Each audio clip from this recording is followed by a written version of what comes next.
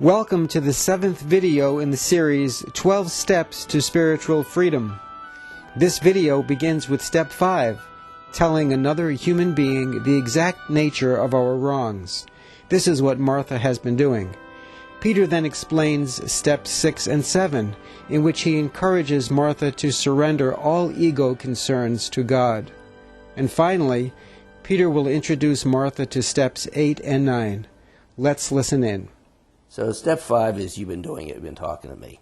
You've shared this with another individual as your problem. You haven't been talking about Duncan. We haven't been sitting here having a conversation about Duncan's faults and his limitations. That's what the ego would like.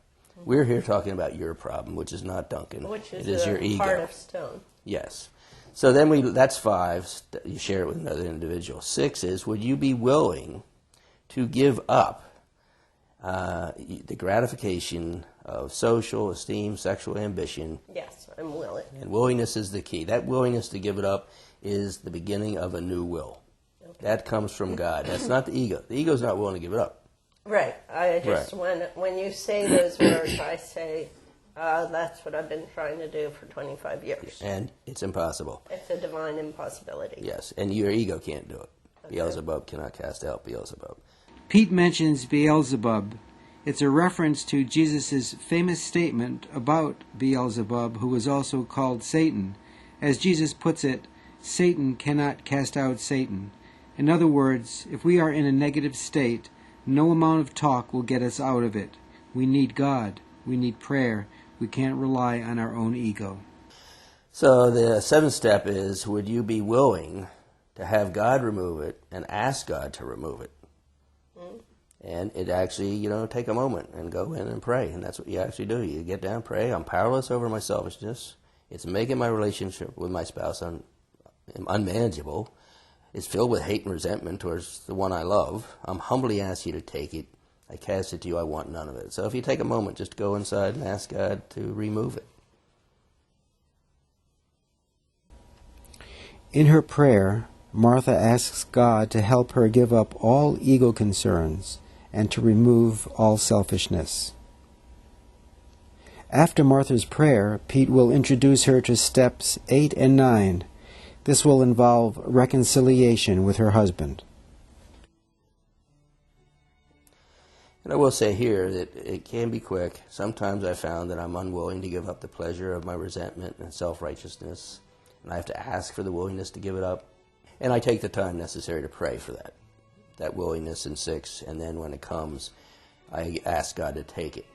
My understanding of 8 and 9 is God says, I will take it, but you have to do something. You have to make a list of those you harmed, and underneath that, we already know who it is the implication, are you willing to forgive Duncan for any real or imagined wrongs?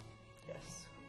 And in forgiving them of real or imagined wrongs, then not only are they freed from your resentment, then God starts to free you. With what judgment you judge, you shall be judged. Forgive the trespasses as you forgive their trespasses. You are forgiven. It's one act. So in 8, you're forgiving him of being Duncan, of him not serving your ego. And 9 is you take the time to actually make an amends to him, face-to-face amends.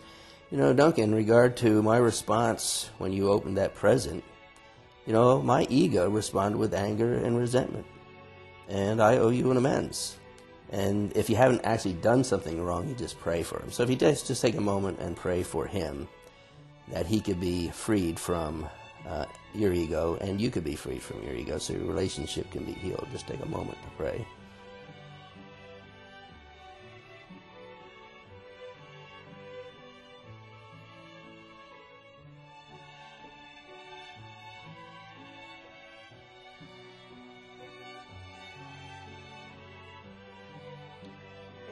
It seems like it's such a miracle to be freed from that. It isn't it? And this is why you have to die to be born again. You die to the flesh, the ego. Lay down your life for your friend. And it means it. Are you willing to lay down your life, the egotistic-based life, for your friend? And in doing that, you find you're born anew. And that is born from God. Only God can forgive enemies. With man, that's impossible. So that's God's love in you. And that love in you really loves Duncan. And it isn't trying to be gratified. It's a giving love. It can never turn to its opposite. The guilt, the shame, judgment, it all goes. It all goes. And what's replaces it is pure love.